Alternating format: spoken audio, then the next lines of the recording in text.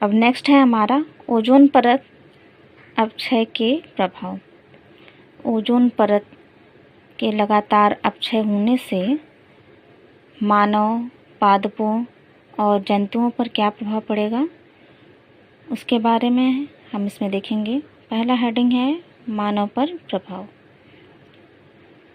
मानव त्वचा पर UV rays के कारण उत्परिवर्तन होता है, जिससे कोशिकाओं में तेजी से वृद्धि होती है, जिसके कारण विकृतियां, जलन, त्वचा कैंसर आदि रोग उत्पन्न होते हैं।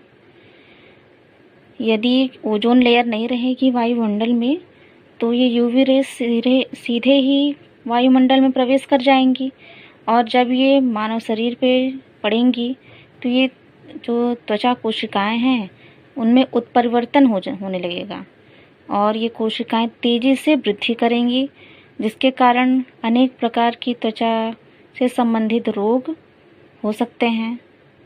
त्वचा में जलन हो सकता है या त्वचा कैंसर भी हो सकता है।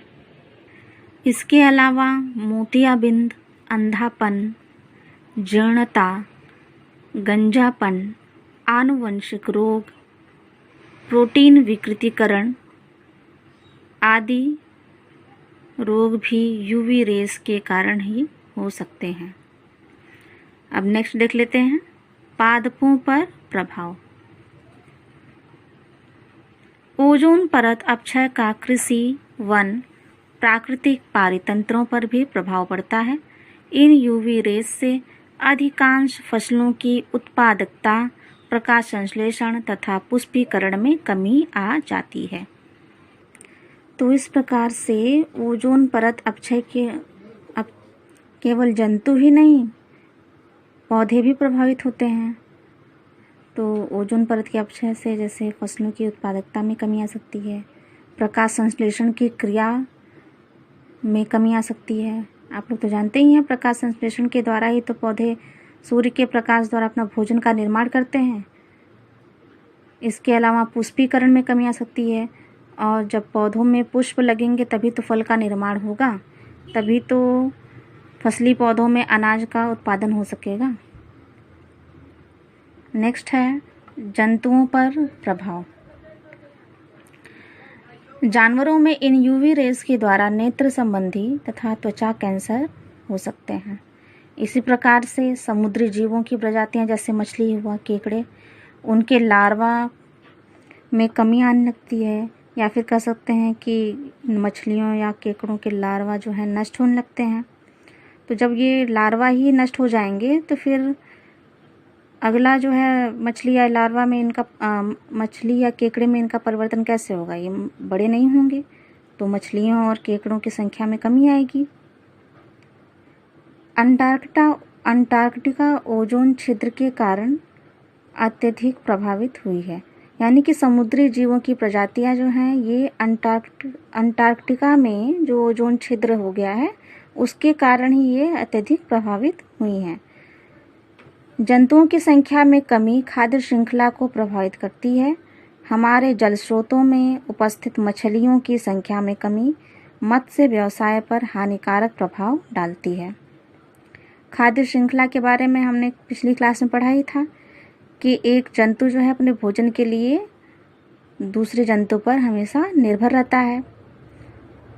तो जब तो एक चेन जैसी संरचना बन जाती है, एक श्रृंखला बन जाती है, तो इस श्रृंखला में से जब एक जंतु नष्ट हो जाएगा तो क्या होगा, पूरी श्रृंखला ही टूट जाएगी। ठीक है, चलिए नेक्स्ट है हमारा कचरा प्रबंधन। मानवीय उपयोग के बाद अनुपयोगी, बेकार, फेंकी या त्यागी गई वस्तुएं ही कचरा कहलाती हैं। रद्दी कागज, पॉलीथीन, टूटे फूटे बर्तन, फलों तथा सब्जियों के छिलके, फटे पुराने वस्त्र तथा बेकार चमड़ा, घरों का बेकार तथा टूटा फूटा सामान आदि ठोस अवशिष्ट के उदाहरण हैं। अवशिष्ट मीन्स भी कचरा ही होता है, कचरे को भी अवशिष्ट भी कहते हैं। तो जो चीज़ें हम यूज़ कर लेते हैं और जब वो यूज़ करने लायक नहीं रह पाता है तो हम उसे फेंक देते हैं, तो उसे ही क्या कहते हैं, कचरा कहते हैं। बढ़ती जनसंख्या, नगरीकरण, विकास आदि के कारण प्रतिदिन लाखों टन ठोस अपशिष्ट का उत्पादन होता है, जिसके प्रबंधन या निपटान के लिए अनेक युक्तियां प्रयोग की जा सकती हैं। अब देखिए, हम देख सकते हैं कि कचरा जो है कैसे बढ़ रहा है।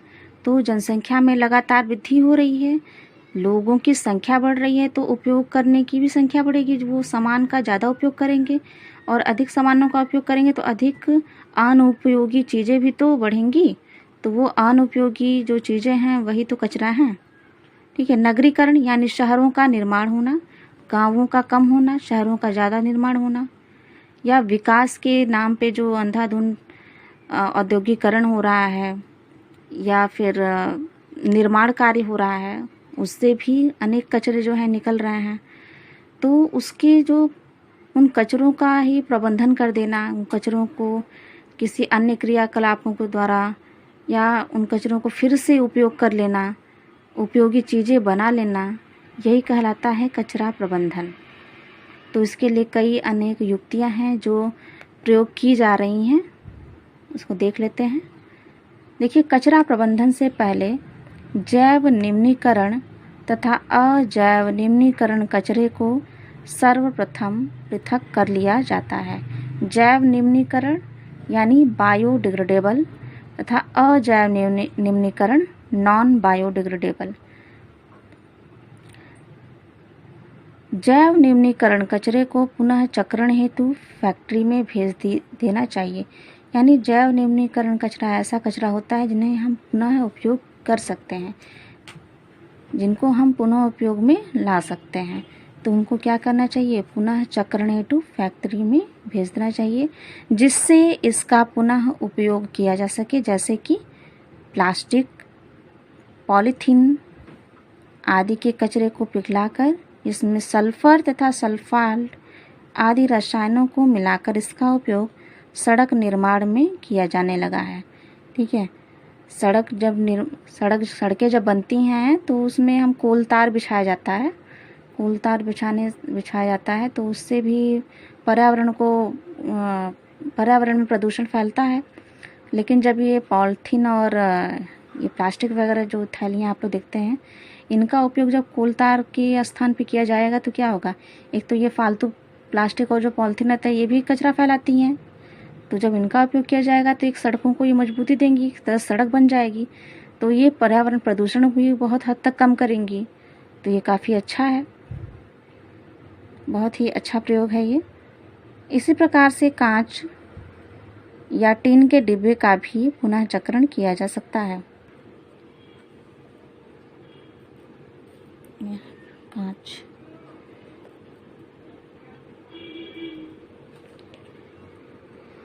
जैसे कुछ सामान आता है शीशे की बोतल में या टिन के डिब्बे में, तो उसे इधर उधर फेंकने से अच्छा है कि उसे फिर से उसका उपयोग कर लिया जाए।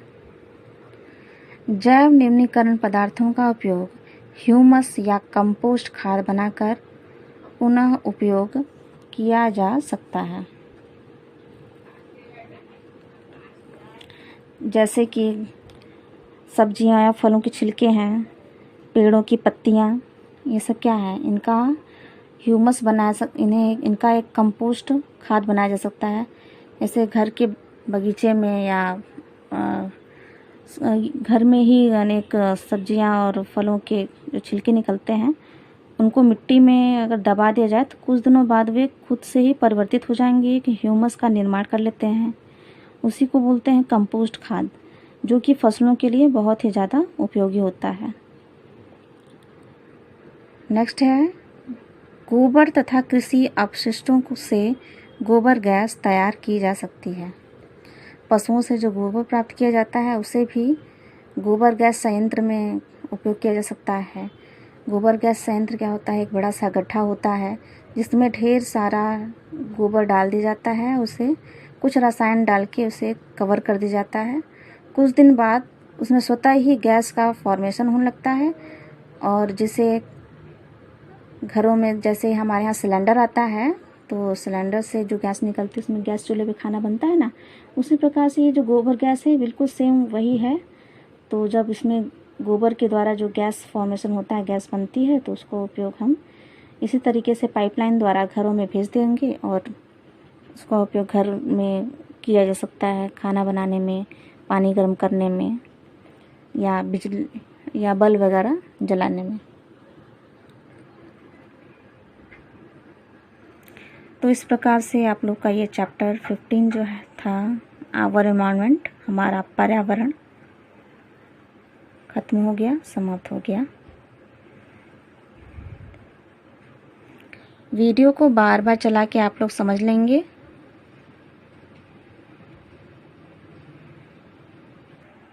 और अच्छे से नोट्स बनाएंगे।